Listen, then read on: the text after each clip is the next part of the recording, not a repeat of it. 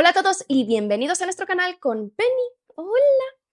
Y yo soy Mary y hoy os traigo una novela de terror que es Fantasmas de Peter Straub, que es sobre todo conocida por su título en inglés que es Ghost Story. Se trata de una novela de horror y fantasmas por este escritor norteamericano y que forma parte además de mi lista de libros recomendados de fantasmas que podéis encontrar aquí arriba. Se publicó en 1979 y fue un superventas de ese año, y de hecho acabó siendo la novela más famosa de este escritor y que incluso Stephen King cita como una de sus favoritas dentro de este género y que incluye en su novela de no ficción de Danza Macabra, en la que hace un análisis de esta misma novela. De hecho, Peter Straub y Stephen King eran amigos y empezaron a hacer colaboraciones porque empezaron a publicar más o menos a la vez a inicios de los años 70, y es especialmente famosa una duología que escribieron conjuntamente porque ganó bastantes premios, que se titula El Talismán. Y de hecho, si has leído los dos autores, ves paralelismos entre uno y el otro, o sea, tienen estilos muy similares dentro del terror, tanto a la hora de narrar como de crear escenas y personajes. El libro fue adaptado en 1981 en una película que aquí se tradujo como Historia Macabra, ni siquiera respetó su título en castellano, que fue dirigida por John Irving. En España ahora mismo está fuera de publicación, pero en su momento fue publicado por Plaza y Janés con 560 páginas. En cualquier caso, si queréis compraros la edición en inglés, encontraréis el enlace promocionado en la descripción del vídeo como siempre. La novela tiene una estructura un tanto peculiar porque trata de un grupo de amigos que tienen entre 60 y 70 años, que después de que uno de ellos haya muerto en circunstancias extrañas un año antes, han empezado a contarse historias de terror los unos a los otros en sus quedadas que hacen un par de veces al mes. Historias que además, en principio, están basadas en algo que les sucedió. Estas historias se intercalan además con la propia trama y además del presente narrativo hay flashbacks del pasado de todos ellos, por lo que inicialmente cuesta de ir siguiendo la acción porque tienes un capítulo de cada cosa que no sabes qué es lo que está sucediendo ni en qué orden cronológico. Desde el principio queda claro que toda la narrativa, estas historias y los flashbacks están dominados por una especie de presencia o entidad extraña y sobrenatural que les está provocando pesadillas y alucinaciones. Incluso todas estas historias de terror que vemos al inicio de la novela también tendrán un sentido dentro de la trama principal, algo que veremos a medida que nos vamos acercando al final. Para narrar todo esto, el narrador es un tanto extraño porque oscila entre el narrador en tercera persona, subjetivo y omnisciente, saltando entre los diferentes personajes principales, no solamente este grupo de amigos, sino otro par de personajes más que también son importantes, para mantener esta visión global en todo momento de lo que está sucediendo, sin que esto implique que tengamos claro todo lo que está pasando, pero es cierto que siempre sabemos más que el personaje que está siguiendo en ese momento. Además, como en muchas ocasiones, no tenemos claro si lo que está sucediendo en la realidad o bien en la mente del personaje que está siguiendo. Muchas veces no sabremos si esto es real hasta que esta escena sea vista o analizada por otro personaje dentro de la propia trama en el siguiente capítulo. Sin duda, esta forma de narrar es una buena forma de mantener la intriga a pesar de la desorientación inicial, así como no tener claro qué es real y qué no, o bien la naturaleza extraña del ente que los está persiguiendo. Algo que también tengo que decir que no está del todo solucionado al final de la novela, que por otro lado es habitual dentro del terror, especialmente en el terror de los años 70 y 80, que muchas veces deja este sabor insatisfactorio y nos genera dudas sobre si el final es positivo o negativo, y que al final depende de la interpretación del lector o del espectador, porque esto también es habitual en las películas de miedo. Pese a toda esta confusión, otro aspecto positivo es que los personajes principales están bien definidos y construidos, diferenciados entre ellos según el background que tienen, entendiendo sus miedos y cómo han llegado hasta allí y qué es lo que está sucediendo, hasta un punto que los entendemos mejor que sus propios amigos. Recordando de hecho en cierta manera al grupo de amigos que aparece en la novela de It de Stephen King,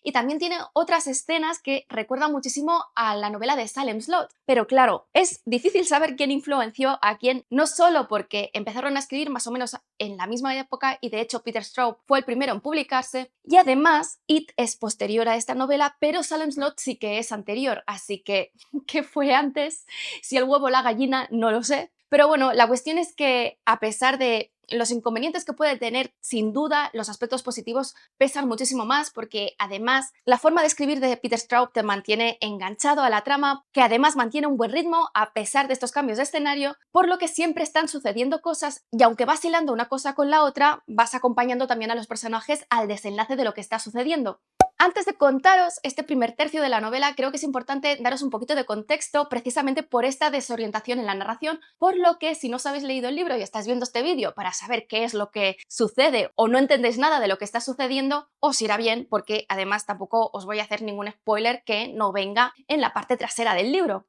La historia transcurre en un pueblo ficcional, Millburn, que se encuentra en el estado de Nueva York, donde este grupo de amigos, ya maduritos, porque os digo que en la novela tienen entre 60 y 70 años, han vivido desde su infancia hasta ese momento. Y además son amigos entre ellos desde hace más de 50 años. Este grupo está formado por 5 componentes, el primero de ellos es Frederick Ricky Hawthorne, que de hecho es el principal protagonista porque es el que más capítulos tiene y que trabaja como abogado en el pueblo y está casado con Estela, con quien mantiene una relación un tanto extraña porque es una mujer excepcionalmente bella y dejándose llevar por su vanidad y su deseo de aventura, tiene una aventura tras otra, algo que Ricky pues ha terminado aceptando como su forma de ser y algo que tiene que aguantar para poder estar casado con ella. Ello a pesar de que Stella realmente a quien quiere genuinamente es a su marido, pero bueno, tiene estas aventuras. El siguiente es Sears James, que además comparte el despacho de abogados con Ricky y es famoso en el pueblo por haberse quedado siempre soltero y tampoco ser conocido que tenga ninguna aventura o que haya tenido ninguna aventura o alguna relación así de largo plazo y por su imagen siempre impoluta de caballero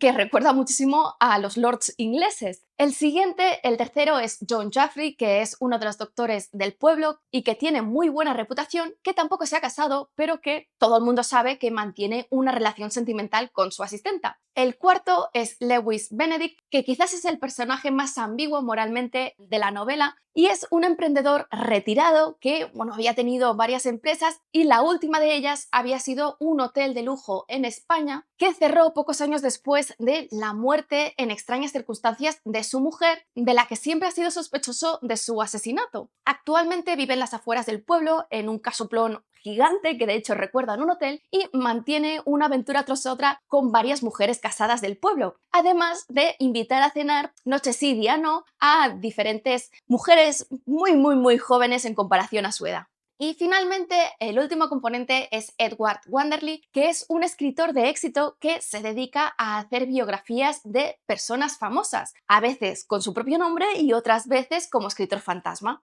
Un año antes del inicio de la acción, John Jaffrey celebra una fiesta en su casa en honor a una actriz que se está empezando a hacer famosa, sobre la que Edward está escribiendo una de sus biografías, y en esa fiesta Edward muere en una de las habitaciones superiores en circunstancias extrañas y además con una expresión de inmenso terror que parece que es lo que le ha provocado un ataque al corazón. Misteriosamente, esta actriz además desaparece después de la fiesta. Desde entonces, el grupo de amigos se ha seguido reuniendo regularmente como hacía antes, pero en lugar de su actividad habitual, que era, bueno, hacerse pasar por lords ingleses en clubs de estos de fumar, en la primera reunión tras la muerte de Edward, uno de ellos preguntó a otro cuál era la peor cosa que había hecho en su vida y este le contestó que esto no se lo iba a responder, pero sí les iba a explicar una de las experiencias más terroríficas que había vivido. Y así se empiezan a contar estas historias de fantasmas los unos a los otros que en principio les han pasado de verdad. A lo largo de todo este año, desde que murió Edward, han ido sufriendo pesadillas que han empeorado a medida que ha pasado el tiempo y al principio de la historia cada uno de ellos está empezando a tener alucinaciones mientras están despiertos, tanto visuales como sonoras, teniendo la sensación de que están siendo perseguidos y vigilados por un ente sobrenatural, pero debido a su mala conciencia. No tanto por la muerte del propio Edward, sino porque al inicio del libro sabemos, por diferentes vistazos que tenemos, que en su juventud, cuando eran adolescentes, experimentaron un hecho traumático relacionado con la muerte de una mujer, Eva Gali, por la que se sienten extremadamente culpables y por ese motivo tienen muy mala conciencia y ya tenían pesadillas desde entonces. Estos hechos se irán revelando a lo largo de la novela y de hecho no tendremos una visión global hasta prácticamente el último tercio. En el punto en el que están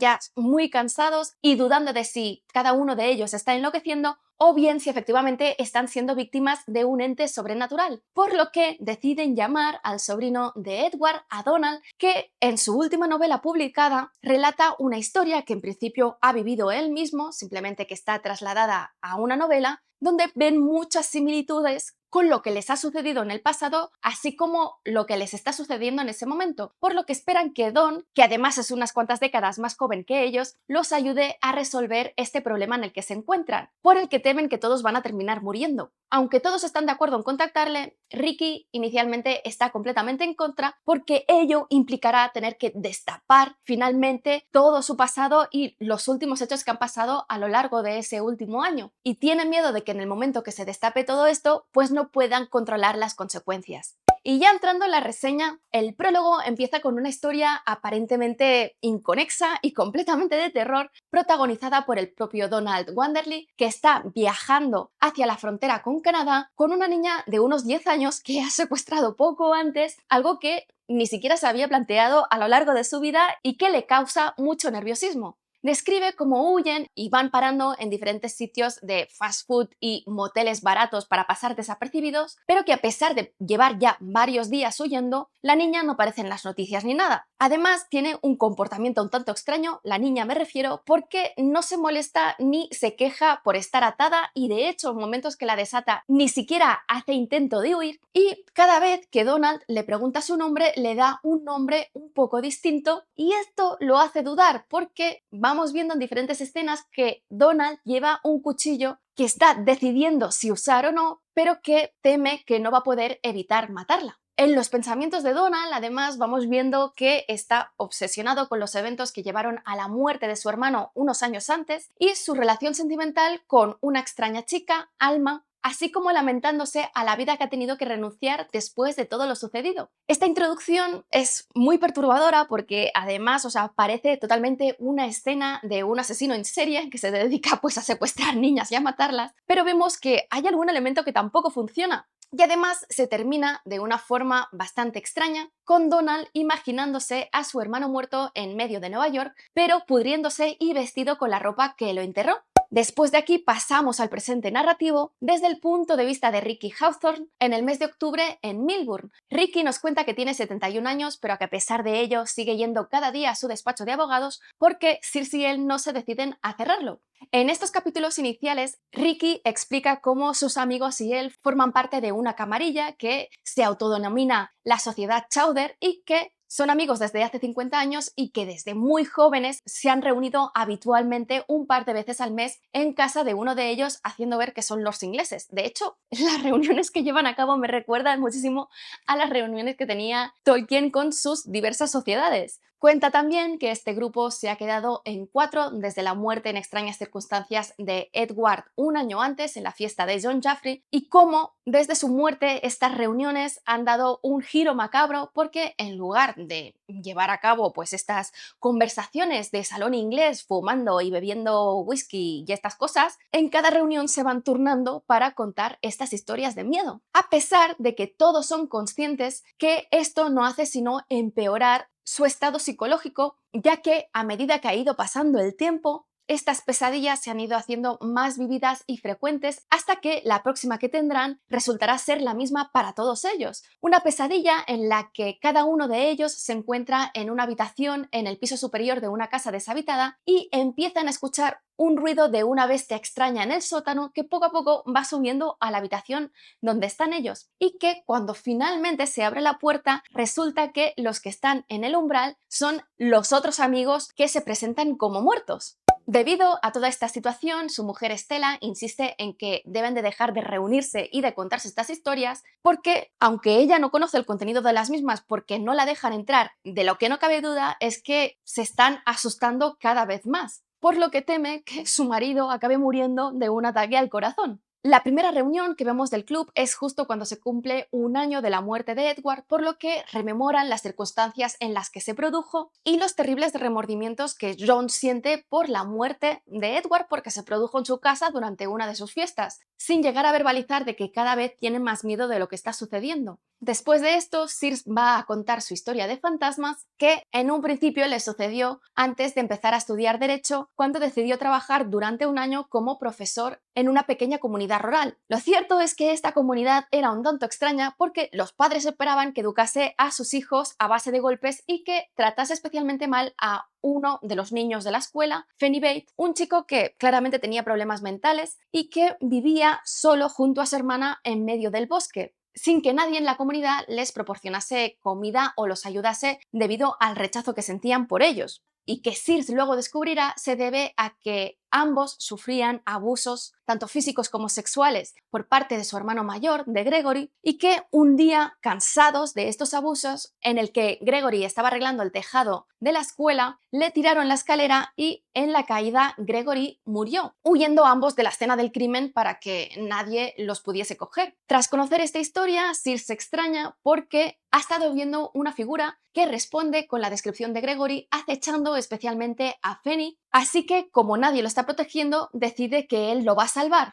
tanto de esta figura como del propio pueblo. Sin embargo, la historia tiene un muy mal final porque Fanny acaba muriendo sin que él pueda evitarlo. Esa misma noche es la que todos los amigos tienen esta pesadilla común y al día siguiente todos verán una extraña presencia que los sigue. A primera hora de la mañana, después de tener esta pesadilla, Sears y Ricky son llamados por uno de sus clientes, un hombre que tiene una granja en las afueras del pueblo y que está obsesionado con demandar a todo el mundo, pero que esta vez los llama diciendo que ha sucedido algo terrible. Cuando llegan allí se encuentran que las ovejas de la granja están todas muertas con las patas hacia arriba, pero lo extraño no es que estén muertas, porque al fin y al cabo alguien puede haberlas matado y ya está, sino que no hay ningún rastro de sangre a pesar de que claramente les han cortado la garganta y que están completamente vaciadas, hecho que, como es normal, los asusta terriblemente. Pero el sheriff parece que no le da demasiada importancia y se va tan tranquilamente luego a la comisaría. Mientras están volviendo a su despacho dentro del coche, Sears le explica a Ricky sus miedos y la pesadilla que ha tenido, momento en el que se dan cuenta de que han tenido el mismo tipo de pesadilla, y Sears además le confiesa que la historia que les contó en su última reunión no era una ficción, sino que Fanny existió de verdad y que le ha parecido verlo esa misma mañana. Paralelamente, mientras sucede todo esto, llega al hotel del pueblo una chica misteriosa llamada Anna Mostyn, que dice ser la sobrina de la temida Eva Galley de su adolescencia, con la que todos tienen pesadillas y rememoran hechos traumáticos. Su comportamiento, la verdad es que es peculiar, por no decir extraño, y llevados por su mala conciencia, Sears y Ricky deciden contratarla como administrativa en su oficina. Pero junto con la llegada de esta Anna Mostyn, empezarán los acontecimientos misteriosos dentro del pueblo y las desgracias empezarán a surgir una tras otra y además con más frecuencia a medida que va avanzando el libro, sin que tengamos claro cuál es la relación de esta Anna Mostyn con todo lo que está sucediendo, pero también teniendo claro que ella tiene algo que ver. Y es precisamente debido a todo ello que los amigos decidirán contactar con el sobrino de Edward, Donald, para que les ayude a resolver este misterio. Pero antes de que Donald pueda llegar, uno de ellos muere también en extrañas circunstancias, John Jaffrey, el médico que celebró la fiesta en su casa, que tras despertarse de esta pesadilla común, sigue como en un estado de dormevela, como si estuviese hipnotizado, sin poder salir de esta atmósfera de remordimientos con respecto a los acontecimientos de Eva Galley y de la muerte de Edward un año antes, mientras una voz le va hablando y poniendo malos pensamientos en la cabeza. En este estado y en pijama, y a pesar de que el pueblo está completamente nevado, sale a la calle y llega hasta uno de los puentes más altos del pueblo y se tira de él sin que nadie pueda hacer nada y acaba muriendo ahogado. Después de su muerte hay un flashback a los acontecimientos del año anterior y de la fiesta de John en la que murió Edward, donde se nos dan todos los detalles de esta misteriosa actriz que recuerda de hecho en su físico y su forma de actuar a la propia Anne Austen, y que desde que llegó los amigos detectaron que Edward estaba como en un extraño hechizo a medida que iba entrevistándola para poder escribir su biografía. Este hechizo además se fue extendiendo a lo largo del pueblo y es lo que hizo que John Jaffrey decidiese llevar a cabo la única fiesta que había celebrado en toda su vida en su casa, en la que invitó pues a sus amigos y a la gente más importante del pueblo, así como varios adolescentes de la misma edad que la actriz, incluyendo a Peter Banks, un joven de 17 años que acabará teniendo muchísima importancia en la historia y que en esta fiesta será el único que baile con ella. Después de que el grupo de amigos encuentre a Edward muerto en las circunstancias que os he dicho, la actriz desaparece de la casa y de hecho no pueden encontrarla después porque desaparece también de los escenarios, pero una de las cosas que más los extraña es que la última vez que fue vista fue hablando con la mujer de Ricky, Estela, una conversación en la que además le dice que su marido sería un buen enemigo. En el siguiente capítulo llegará finalmente Don al pueblo en pleno funeral de John y los 3 miembros restantes del grupo le explicarán a lo largo de sus reuniones los misterios que han estado viviendo así como su pasado, a la vez que Don les explicará las circunstancias que rodearon la muerte de su hermano y la relación que mantuvo con una chica muy extraña, Alma, que también desapareció rápidamente cuando su hermano murió y que no ha podido volver a encontrar. Y es debido a ello que en ningún momento dudará de la veracidad de lo que le están contando el resto. A partir de este momento, este ser no solamente seguirá atacándolos uno a uno, sino que también irá creando el caos en la ciudad, aterrorizando a todo el pueblo poco a poco. Y bueno, eso es todo, espero que os haya gustado. Si es así, dadle al like, dejad comentarios que ya sabéis que siempre los contesto. Si no estáis suscritos, suscribíos y sobre todo, dadle a la campanilla para que YouTube os avise de cuando cuelgo nuevos vídeos. Que lo siguiente dentro del ámbito de la literatura va a ser Ubik de Philip K. Dick, La cruzada de las máquinas de Brian Herbert y Kevin J. Anderson y La vida invisible de Addie LaRue de V. E. Schwab. Y lo siguiente en los cómics, el volumen 3 de Hellblazer guionizado por Garth Ennis y el cómic de El Incal de Jodorowsky y Moebius. Nos vemos en el siguiente vídeo.